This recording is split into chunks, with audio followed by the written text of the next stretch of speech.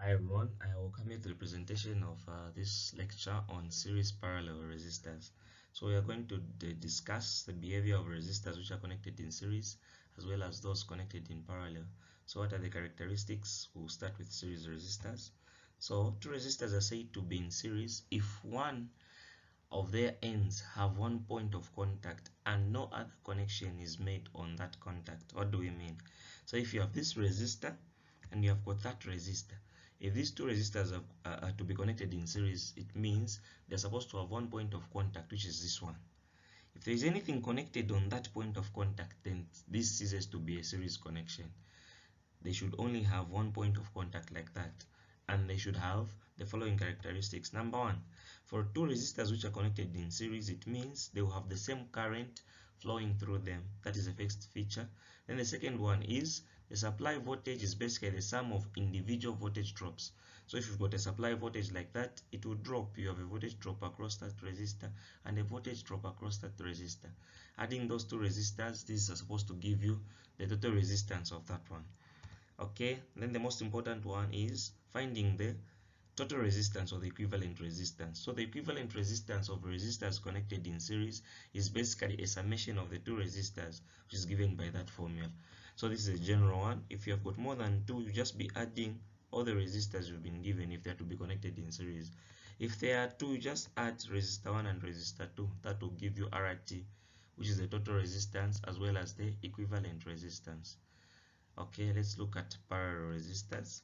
So two resistors are said to be in parallel if both of their ends have the common contacts. What do I mean?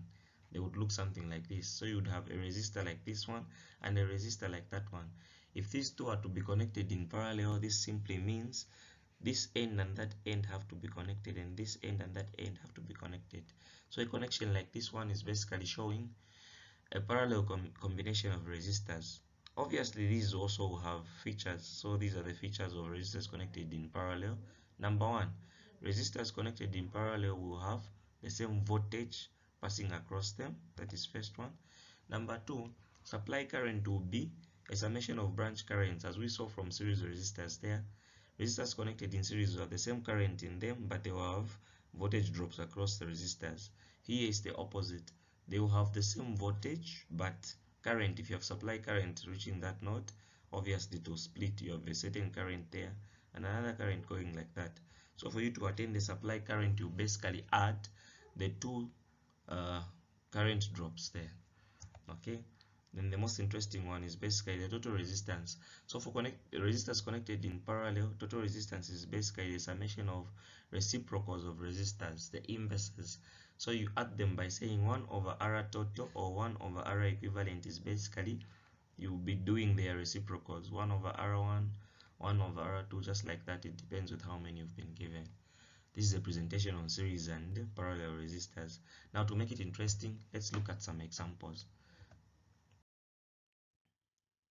Okay, so on this slide we are now discussing an example. The question is saying find the equivalent resistance for the given circuit. So this is a circuit which you've been given. As you can see from supply there, you've got a resistor there which we are calling R1, then there are branches there. So you're going to have resistor 2 and resistor 3. Of course, they've got one point of connection there, so this makes these two to be in series.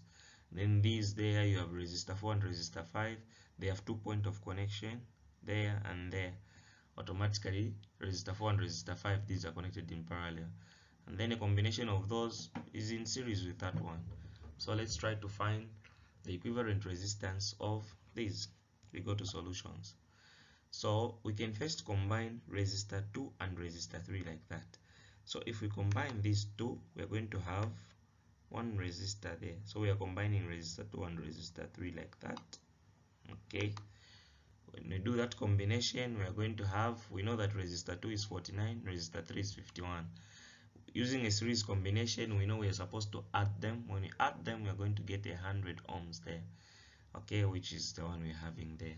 We can also combine resistor 4 and resistor 5. These, we know that they are in parallel. So doing a parallel combination of these two, which is that one and that one there, we know these are parallel. When we do our combination like that, parallel combination, you add their reciprocals. We are going to have that Then if you make R4 5, meaning a combination of 4 and 5 in parallel, it's going to produce 20.3. So 20.3 is a combination of those two.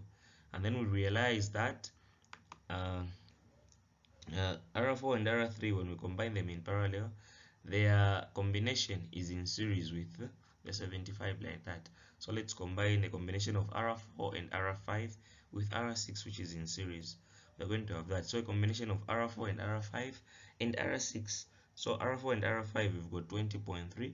This one is in series with this one. When you add those, this one is giving us 95.3. So this is the one we are having. So what have we done? We've done this combination now. So a summation of that one is combining this one. Okay, what are we having now? You realize that this one now and this one, these two are in parallel. So you can combine those two by that. A parallel combination of a combination of 2 and 3 and 4, 5 and 6. You do a parallel combination, you're going to have this. Substituting what we need there, you're going to have this combination as 48.8. So when you combine these two, we are having this now. So these have been combined like that, and this is producing 48.8. So this 48.8, that combination there, the 48.8 and the resistor one, which is 80 ohms, these are in series. Then we can do a series combination of those. What are we getting? We have that. Upon substituting, we are going to have the equivalent resistors, or the total resistance of this circuit, as 128.8. Then you've done the circuit reduction. This was a very simple example. On the next slide, let's look at a task or an assignment. So from this assignment, as you can see, we've got a number of resistors having different combinations. So we've got this and this. Just a clue, you can combine these two. As you can see, this one and this one, they only have one point of connection, which is that one there. This makes these two to be in series. Once you do a series combination of those, you realize that that combination, they've got two connection with the resistor 9. So that a series combination of that, it will be in parallel with that one. When you have that one, you realize that that answer you get there is in series with resistor 8. Upon combining those, that one will be in parallel with resistor 6. When you do a parallel combination, that one is in series with resistor 5. Doing that combination, it will be in parallel with that one. Then they will be in series with this one, parallel to that one, then series to that one. Then that is going to produce a total resistance or equivalent resistance for a combination, provided you are viewing this circuit from AB. So your equivalent resistance will be obtained from there. So try this as a task or an exercise. For those who haven't subscribed to my channel, I kindly advise you to subscribe, so every time I produce a video, you'll be notified. Thanks for watching.